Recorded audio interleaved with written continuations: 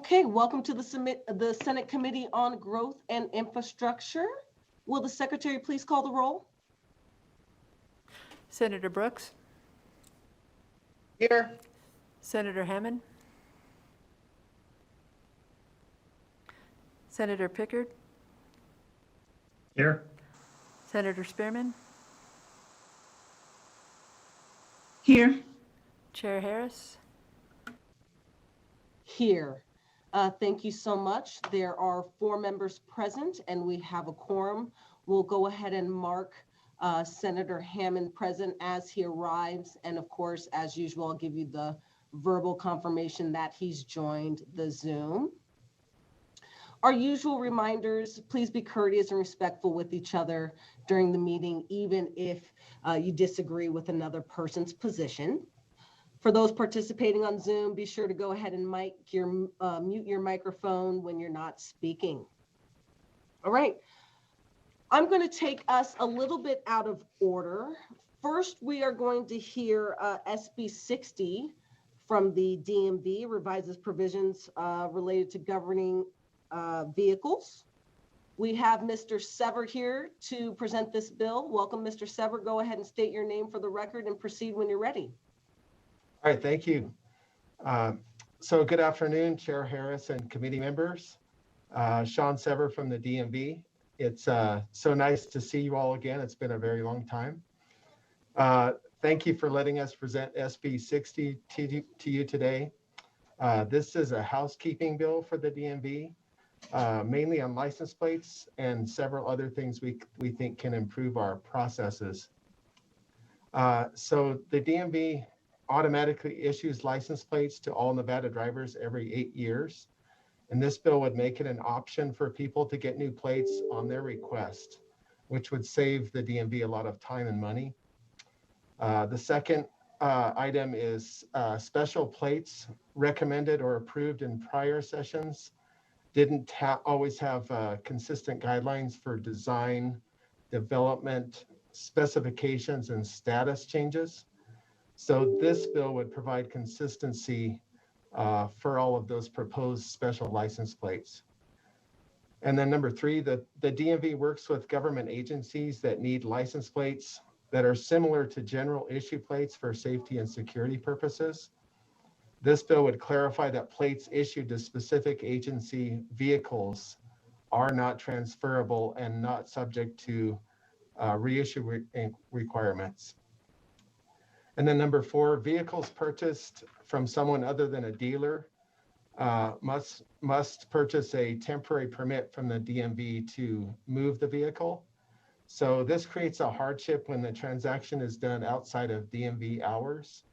So this bill would allow a person to move a vehicle for a period of 3 days, which will allow the customer time to obtain registration or permits from the DMV. And then finally, changes made in the prior session for the distribution of funds for first-time issuance of a license plate exempted from emission standards in AB 63. It included language that increased the complexity of the distribution of these funds by including plate and renewal fees. And this bill would reverse those changes made in AB 63. And the DMV will work with the LCB to adopt regulations to ensure proper accounting and distribution of these funds. So it's a housekeeping bill.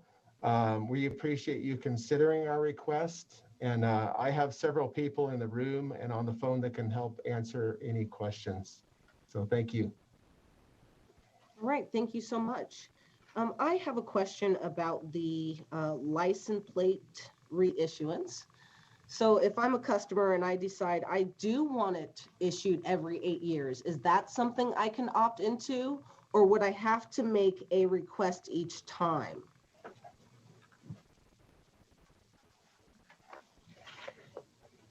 Good afternoon, Chair Harris. For the record, my name is April Sanborn with the Department of Motor Vehicles. Yes, so as a customer, you could elect at any time to have that plate reissued, as well as if law enforcement makes that request, we would go ahead and reissue that plate. But I wouldn't be able to say, I want it reissued every 8 years. Please just do that. Thank you for the question, Chair Harris. April Sanborn for the record from the Department of Motor Vehicles. No, if I'm understanding correctly, you're asking if we could set it up to where it would just automatically resend it 8 years? Yes, so no, that's not the process that we're looking to incorporate here. I guess my question then, why include 2A at all and not just make it what is now 2B where it's just at any time upon request? Okay, give me just 1 second. 2A versus 2B. Okay, give us just a moment to get that information for you and then we'll respond to that. Okay, great. While we're working on that, do any other committee members have any questions they'd like to ask?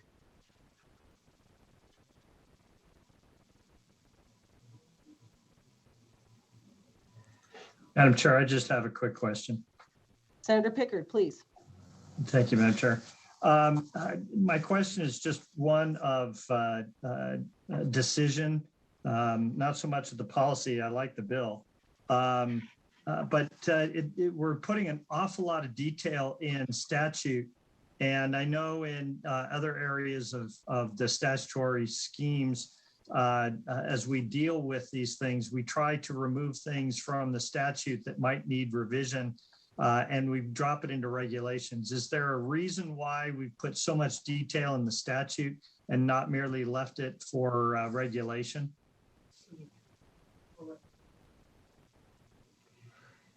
Thank you for the question. April Sanborn, Department of Motor Vehicles. We are researching that information.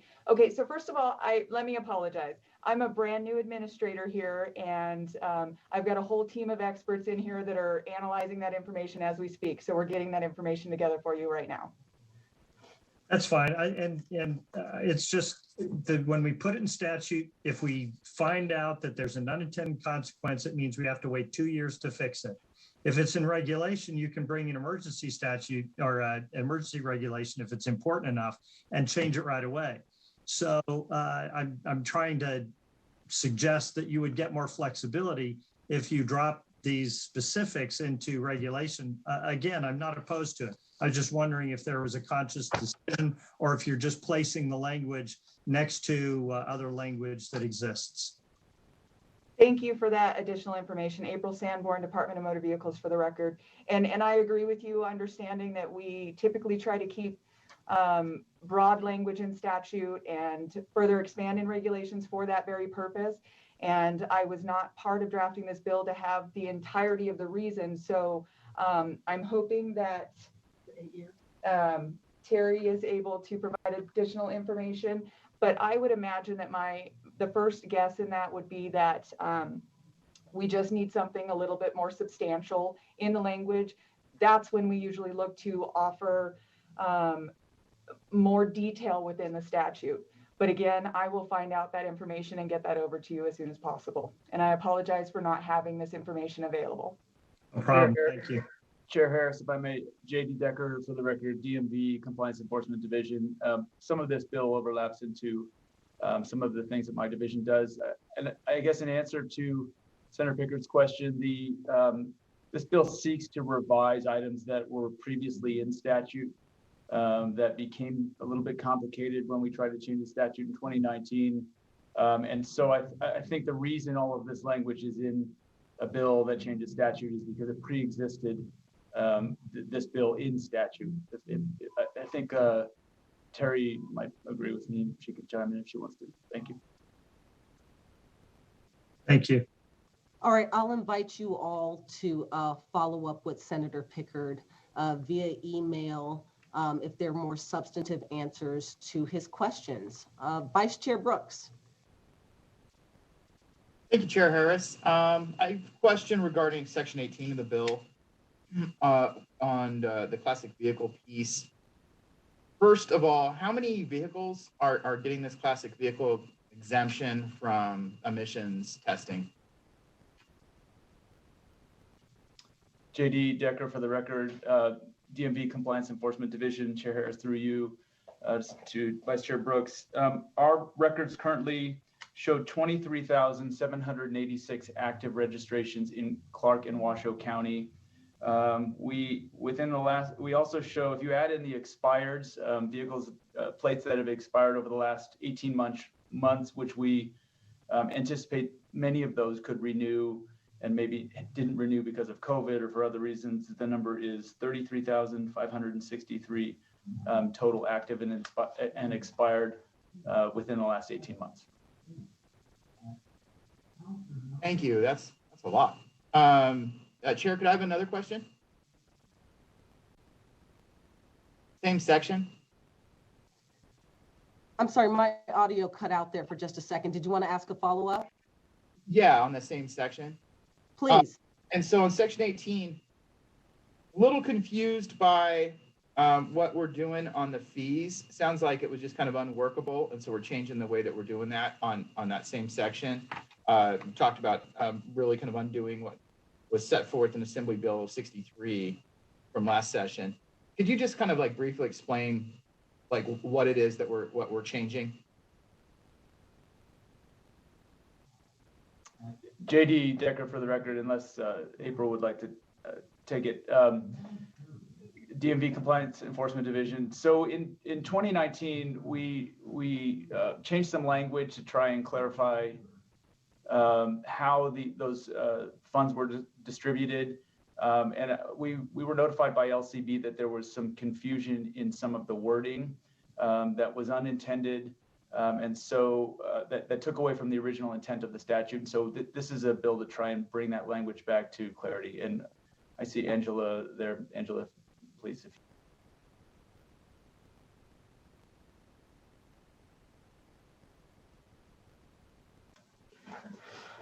Thank you. Angela Smith for the record, Department of Motor Vehicles. So what we found out with the language is it added in fees that we normally wouldn't calculate.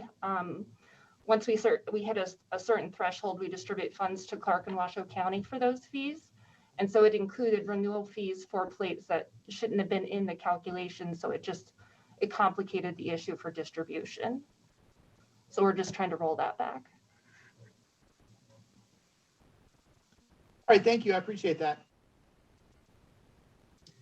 All right. Do any other committee members have any questions? Feel free to go ahead and use the raise hand function because we're not in gallery view, so I may not see you waving at me.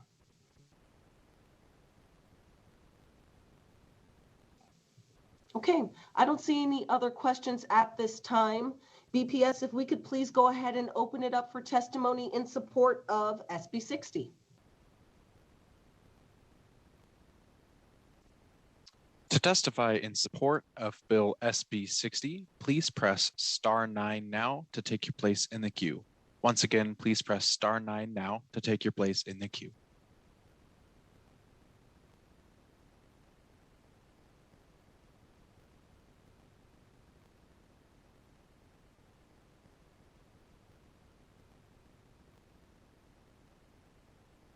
Caller with the last 3 digits of 725. Please slowly state and spell your name for the record, and you may begin now. Good afternoon, Chair Harris and members of the committee. My name is Andrew McKay, ANDREW MACKAY. I'm the Executive Director of the Nevada Franchised Auto Dealers Association. We're in support of the bill, pardon me, that is in front of you. And as the committee is aware of, we have posted on Nellis a proposed amendment to the bill to amend NRS 482.3955.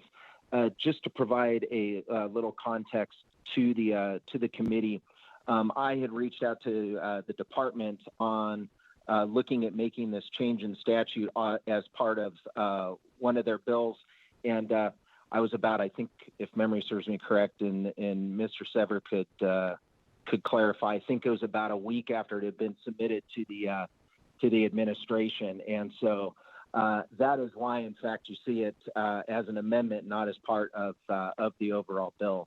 What the amendment contemplates is expanding the time period with respect to a temporary out-of-state move permit. Those vehicles that are sold by dealers to out-of-state customers. At the present time, it is 15 days and we are seeking to expand that by 30. The reason is twofold. Our dealer members here in Nevada are seeing more and more deals by out-of-state customers. And additionally, due to the production interruptions caused by COVID, and then as many of you probably have read recently, with the supply of microprocessors and semiconductor chips, it is grinding in many respects production of vehicles to a halt. And so what's happening is consumers from states across the land know precisely what they want. And oftentimes the vehicle that they want may be for a dealer in Nevada or another state. And what happens is the 15 days simply isn't enough. Historically, the practice was we would issue generally 2 of these at one time. And then at which point, and rightfully so, the department kind of said, well, that defeats the purpose of the statute. So then we would have to contact the customer and let them know that their time period is getting close to expire, and do they need another permit, and then coordinate the issuance. So the thought process behind that is to just expand it to minimize disruption for the customers. Anecdotally speaking, I talked to several dealers, and to give you an idea, anywhere between 7% and upwards of 25% of all vehicles sold, this is new and used, to out-of-state buyers takes place in Nevada. So I think that kind of gives you context in terms of the number of vehicles that are being sold that this would hopefully take care of. Madam Chair, I appreciate you letting me address the committee, and obviously if anybody has any questions, I'll avail myself to answer them. Thank you very much.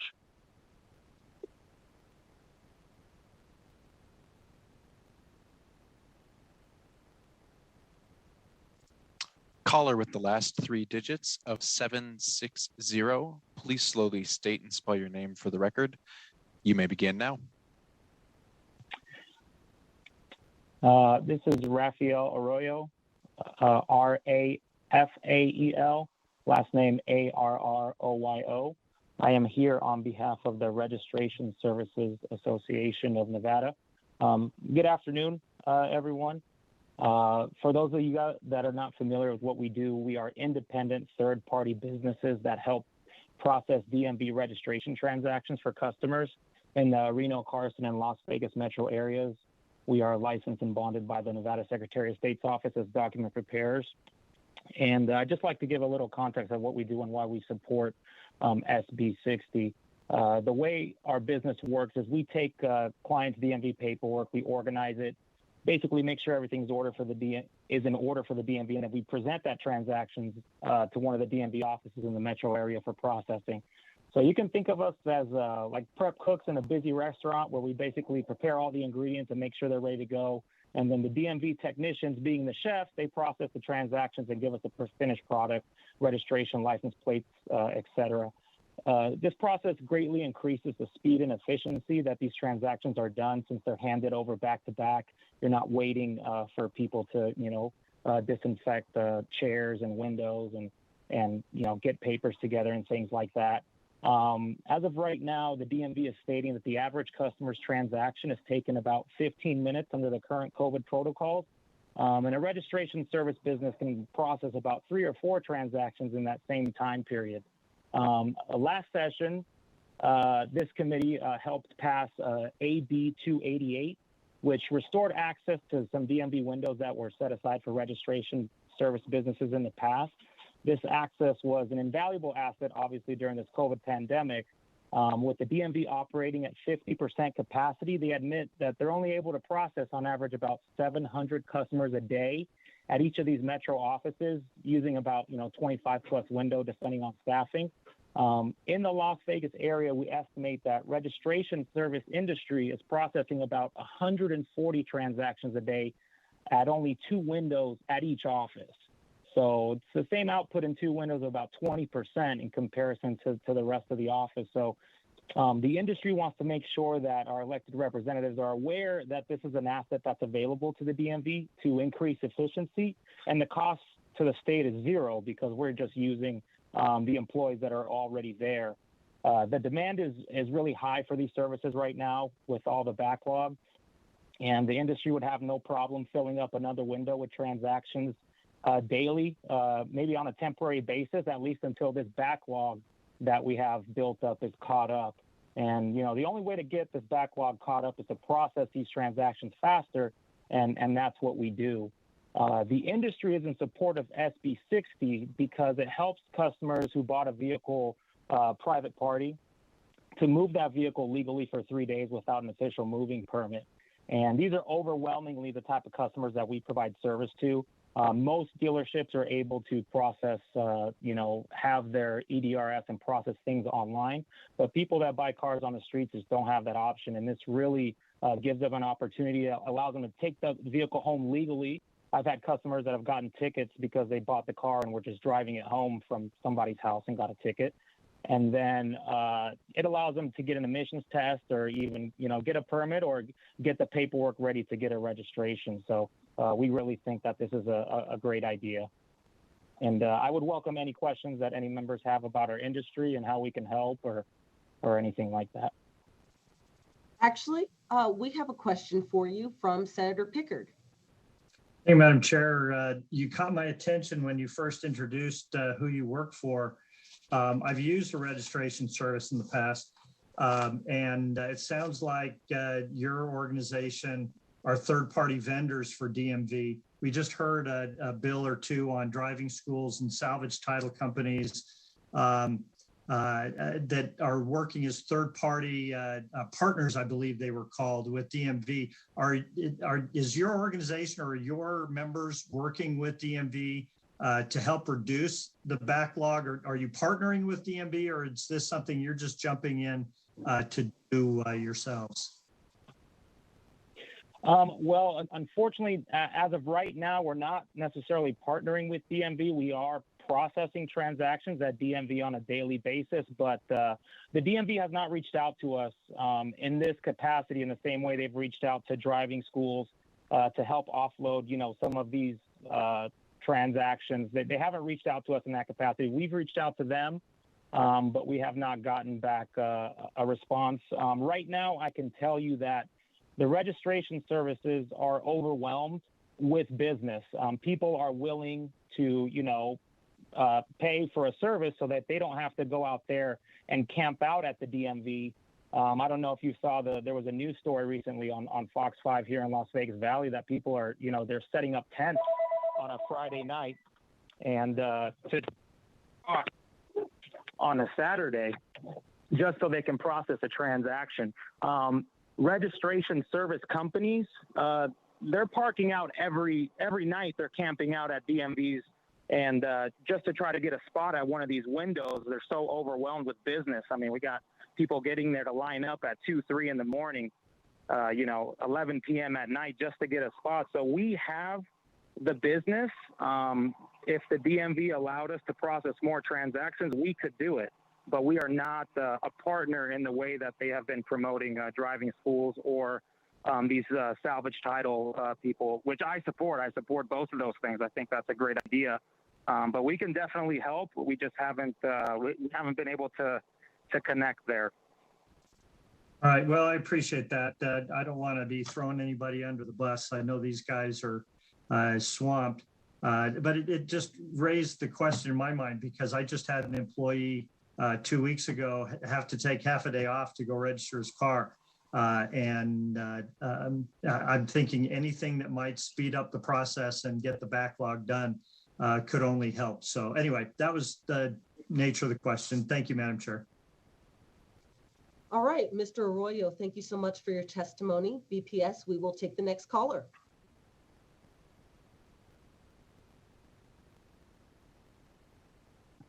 Chair, at this time, there are no more callers wishing to testify in support for the bill. Okay, we will open it up for testimony in opposition to SB 60. All right, to testify in opposition to Bill SB 60, please press *9 now to enter your place in the queue.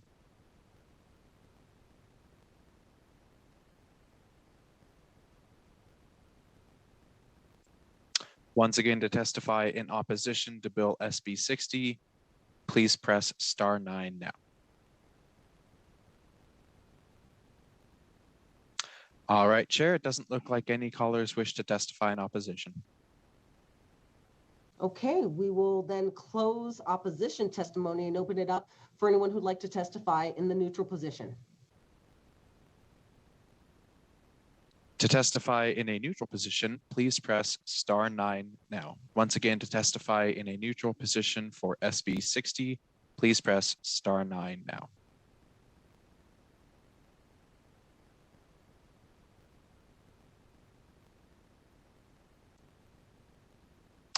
Once again, it looks like there are no callers wishing to testify in a neutral position on the bill. Okay, great. Thank you so much. I believe we heard from the Nevada Franchise Auto Dealers Association who have a friendly amendment. And it's my understanding that the DMV has no issues with their suggestion of changing it from 15 to 30 days. I just want to make sure that's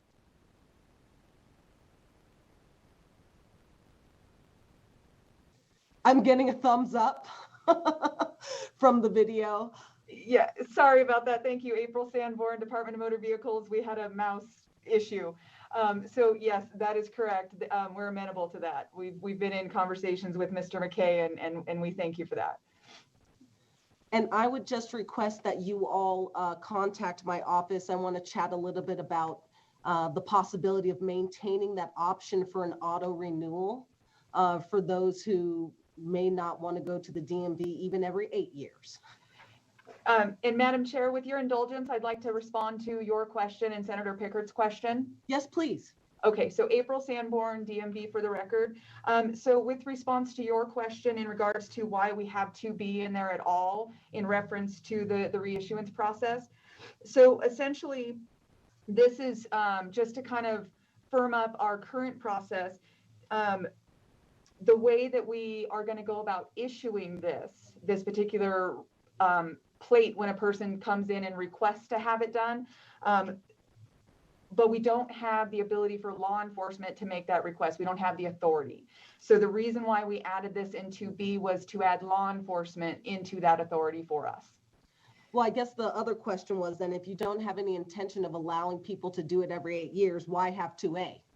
Gotcha. And so, yes, we'll go ahead and reach out to you and have further conversations about how we can look into that. Okay. And so then in response to Senator Pickard's question, I just lost my train of thought regarding, I'm so sorry. I just lost my Right, it train had of thought. to do with the putting so much detail in here instead of doing it in regulation. Yes. Thank you. April Sanborn, Department of Motor Vehicles. And I just really appreciate your guys' indulgence with me today.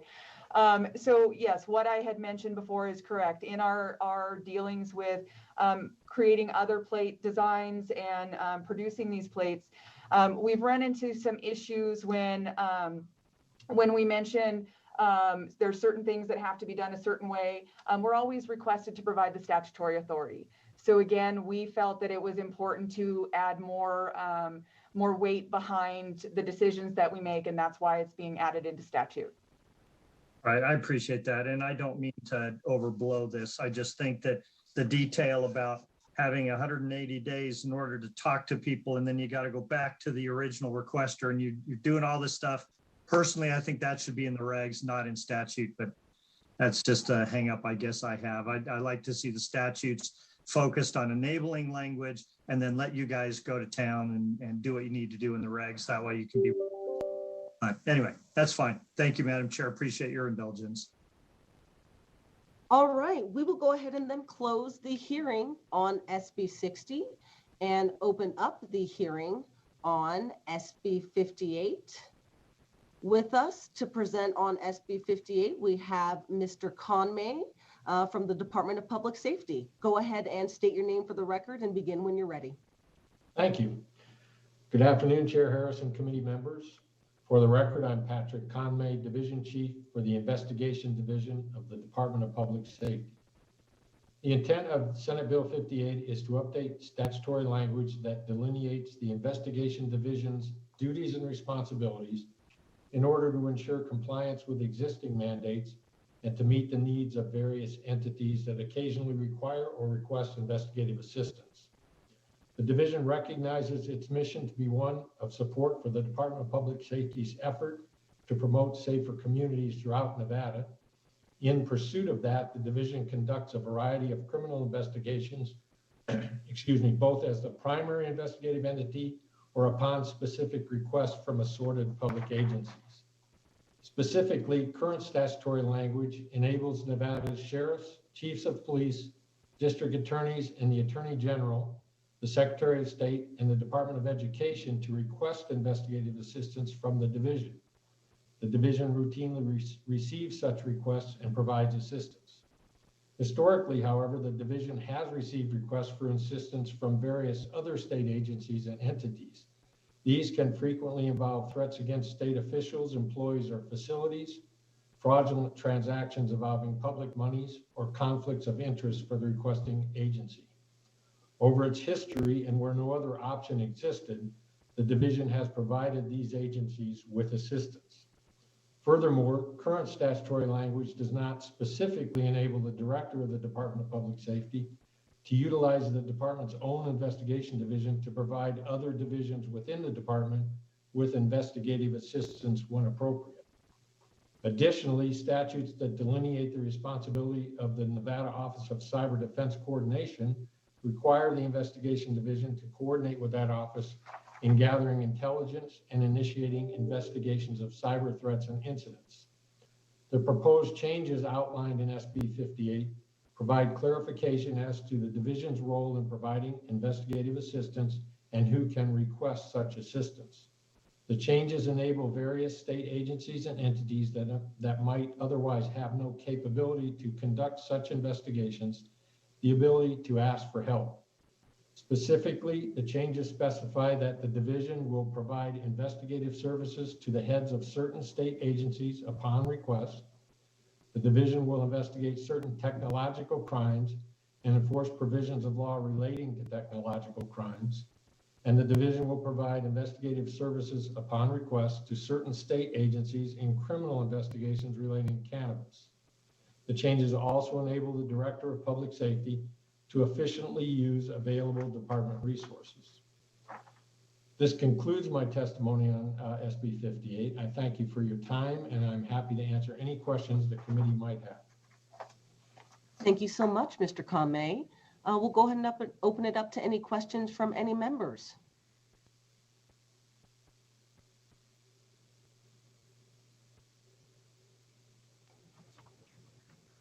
Okay, I'm not seeing any.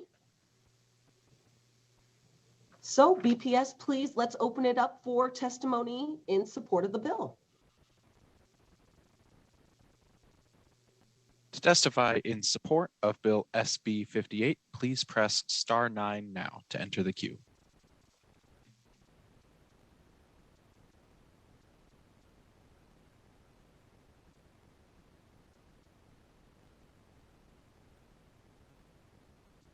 Chair, it appears that no callers wish to testify in support of Bill SB 58. Okay, we will now take any testimony in opposition to SB 58. To testify in opposition to SB 58, please press *9 now to enter your place in the queue.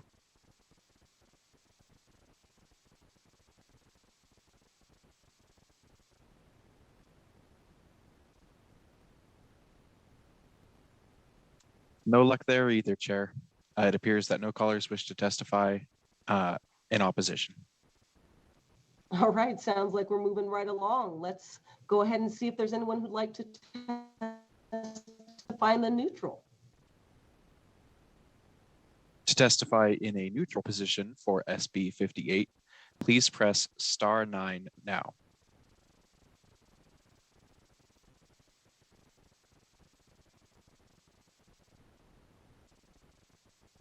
All right, it appears no callers wish to testify in neutral either. Okay, well, seeing that there is no testimony, I'll go ahead and close the hearing on SB 58 and thank Mr. Conmay for his time. We will now move to public comment. BPS, please go ahead and see if there's anyone who'd like to make public comment before the committee today.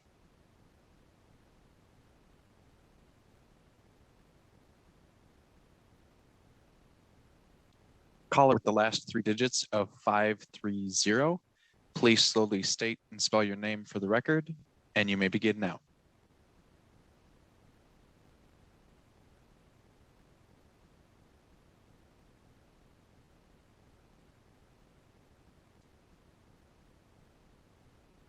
Once again, caller with the last three digits of 530. If you wish to give public comment, please slowly state and spell your name for the record, and you may begin now.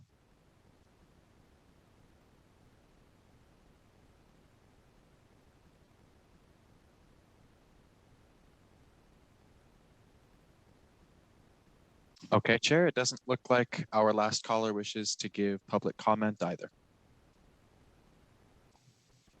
Okay, well, that concludes our public comment then. Are there any comments from members before we adjourn our meeting?